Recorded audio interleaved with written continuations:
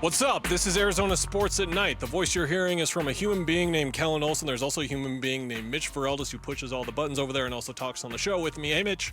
Button pushed, voice speaking, human things, preparing for Victor Wembanyama's alien landing tomorrow. Sorry, that was... I dig it. I think that Nike still has to capitalize a bit, but like the teaser for his shoe, like I'm excited to see the branding. The that logo they do is there. glorious. We're Arizona Sports at Night. If you've never heard our voices before in this time slot, yes, this is a show that exists. And once Sparky's Den and then Big Red Rage as football season starts to wrap up a little bit, you're going to hear us a lot more leading up to baseball season. And that's when we'll be pretty much here like once in a blue moon. But for now and then going through basketball season, we're going to be here a whole lot. 6 to 8 or 7 to 8 on weekdays. Our Twitter page at AZ Sports Night. All you have to do is go to our page, scroll down. You'll see a pinned tweet, which will tell you what our schedule is. So if you're not a Twitter user, it's fine. You can still kind of go on there for 3 seconds, check what our schedule is, and check us out. Hey, you're busy. You just got in the car right now. You're going to be home in 5 minutes. You don't have time to listen to us. That's totally fine. Go on your podcast feeds, Apple, Spotify.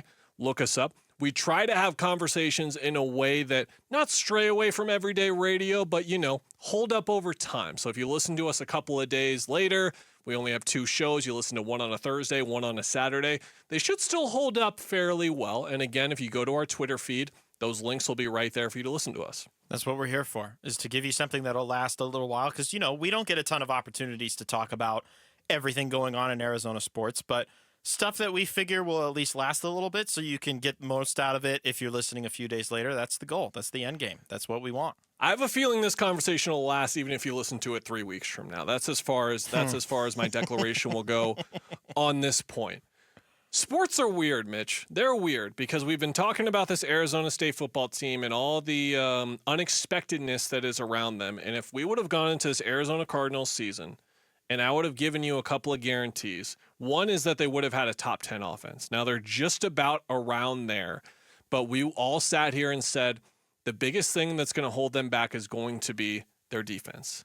And so look at this team the last 5-6 weeks. What have they been doing? They've been playing better defensively than offensively. And if you would have told me that, I would have been like, did we win 5 games or 6 games? Like I just would have thought that this was the missing piece that this team needed. And yet their offense just continues to not click together to that elite level. And if it did, they would be one of the best teams in football right now. Let me say that out loud. They would be one of the best teams in the National Football League if their offense was what it was supposed to be. But it is not.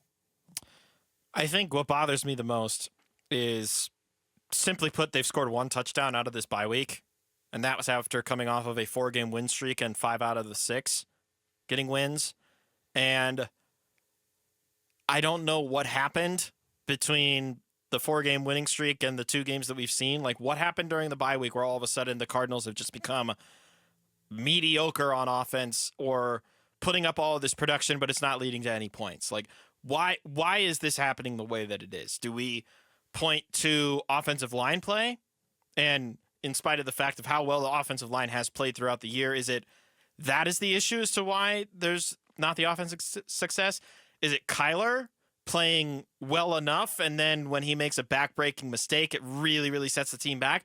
Or, where I kind of want to lean at first, is James Conner no longer the true identity of this team, even though he very much should be the identity of this team offensively? It just, these last couple of games, it's felt like Trey McBride is more the identity than James Conner, and if he can't score touchdowns, Trey McBride can't be your offensive identity. I'm sorry. The number of catches is awesome, but it's a lot of like 5. And this is not to diminish the season that he's having. He's having an awesome season. One of the best tight ends in football. He might end the year as the best tight end in football with the rate that he's going at right now. But I had the same questions you did, and I went in some digging. And so rushing offense this year, they're 6th in yards per game, 8th in EPA. So you'll take those numbers. Passing offense is where it really falls off. They're 20th in yards per game, 14th in EPA. To your question on James Conner and if he is still the identity of this team, when they average over 5 yards a carry in the run game, they are 4-1. When it's 5 yards a carry or fewer, they're 2-5.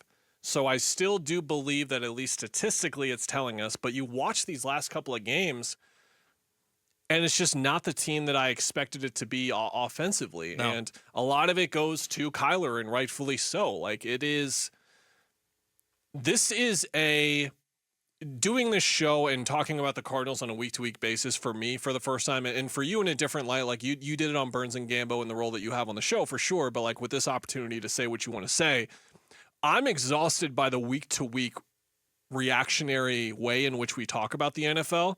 I'm having a lot of fun with it, but it is exhausting. And to that point, if we just zoomed out and looked at these 12 games that Kyler has had, it's all over the place, man. It's just all over the place. He was not good last week against Seattle. He was good against Minnesota, but in terms of when you needed him to make the biggest plays in the game, he did the opposite and he failed. And when he was good against Minnesota, he was making great throws, but throws, again, that are going 8 yards, that are going 12 yards, that are going 6 yards. It's like the little dink and dunk stuff that you went to, and that guy that can go and win you a game that I've been asking for.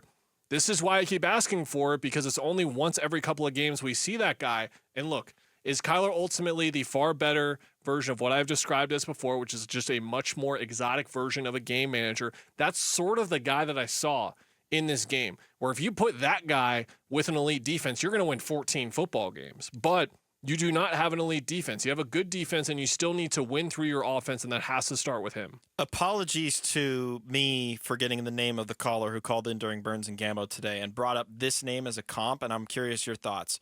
Michael Vick, in terms of everything that he has available to him to his disposal, right? Michael Vick was something unseen. We've never seen anything like this before. Number 1 overall pick, very clearly the best quarterback in the class.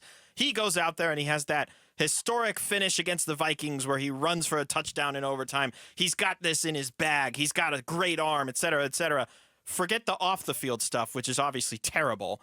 But in terms of the on-the-field product that Michael Vick provided, there's nothing else that we can hold a candle to in terms of his successes as an NFL football player. It's almost the same as Kyler. Whereas, what is the big thing that we can hold a candle to in terms of Kyler's success as the franchise quarterback of this team? You know what I mean? Yeah, the electric game-changing ability is just a different version, right? Like with Vick, you think like at any point when he snaps the ball, he could bust it for 80 yards and like take control of the game. Kyler's game-changing ability and his special ability is improvising in the pocket and buying time, basically, right? In that way, and sort of using his legs. I didn't follow Vick's career close enough as like at that age to really gauge the level of success he was having versus the expectations that were set on him versus the personnel around him. Like, how does Peerless Price stack up to Marvin Harrison Jr.? I don't really know, but I do dig the comparison specifically. But to bring up Marv's name and go with him. Another one where the targets are up, the receptions are not. You just shook your head in a frustrated way, and that's where I'm at on this whole conversation. Here's where Jonathan Gannon is on it today. Yeah, you're going to learn every day, especially rookies, So how many games does he play? 12, I think. So, yeah, he's going to continue to learn until he's, retired, So that's who he is as a person, but that's how all great players are. So he'll continue to do that. He'll clean some things up. I thought he made some good plays. I like how he's practicing right now, and he's impacting the game for us. If I would have told you before the season the Arizona Cardinals offense is going to come up short because of its offensive line or because of Marvin Harrison Jr., which one would you have picked? Offensive line. By a Without mile. even hesitation. It would not have been close. Right. That would have been your hesitation. Guess what? The offensive line has been the best part of the offense. Marvin's been the worst. Like, to look at it and where this offense is failing the most, it starts with Kyler for sure, and that's not to say, again, to everyone, like getting to their keyboards and getting defensive and getting on their agendas and everything. I'm not saying he's having a bad year. I'm not even saying that he's having an average year. Like, he has had a good year overall, but what they've needed out of him and what this team needs him to be, he hasn't been. To go to Marvin, he has 41 catches. That is tied for 58th in football. He has 606 yards. That is 35th in the NFL. He is only catching 52.6% of his targets out of the 152 receivers qualified for the NFL leaderboard. He is 148th. Here's your example. He was targeted 12 times and he had 5 catches. You're not going to win football games if that's your ratio for your number one receiver. Just the problem is he's not living up to the billing right now, and none of us that are watching from the sidelines can figure out why he's not living up to the billing. We can't figure out if it's him, if it's Kyler, if it's the scheme. Play calling. There's all these things that are attributing to why Marvin Harrison Jr. has not been the number one receiver in the class, the number 4 overall pick. There are so many things. and we can't figure out why. And I think that's frustrating people more than any other reason that exists. And again, your offensive line has been great for just about most of the year. I know Seattle was a brief moment there where they did not play well at all, but Trey McBride has been even better than expected. Michael Wilson, maybe not statistically, but if you watch the flow of game to game, he's just always making big catches in games. Those He had a catches couple of he big had ones Sunday.